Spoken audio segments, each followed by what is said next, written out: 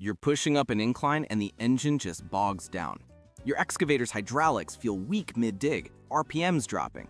That power loss under load is a classic problem, and it almost always comes down to two things. Your engine is either starving for fuel or suffocating for air. Let's start with fuel. A clogged filter is the #1 culprit. It's a simple bottleneck, restricting flow right at the source. If the filters are clean, your pumps are next. A weak lift pump or a failing high-pressure pump won't deliver the volume and pressure needed when demand is high. The engine is literally being starved. Also, check for air leaks. Even a pinhole crack in a fuel line can suck in air, disrupting combustion and killing power. Finally, look at your injectors.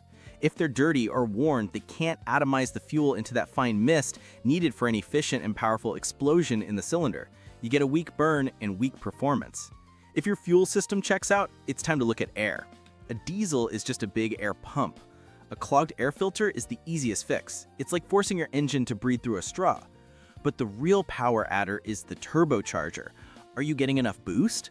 A leak in a hose or the intercooler means all that pressurized air is just escaping. If you have a variable geometry turbo, the internal vanes can stick from carbon buildup, preventing it from creating boost when you need it most. Don't forget two other power thieves. First, hydraulic overload. If your hydraulic system is demanding too much, it's putting a massive drag on the engine. Second, faulty sensors.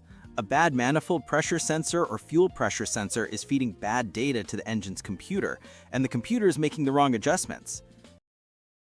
So, when that engine falters, think systematically. Fuel, air, hydraulics, and electronics. Trace the problem from the simplest fix to the most complex. That's how you get back to moving dirt.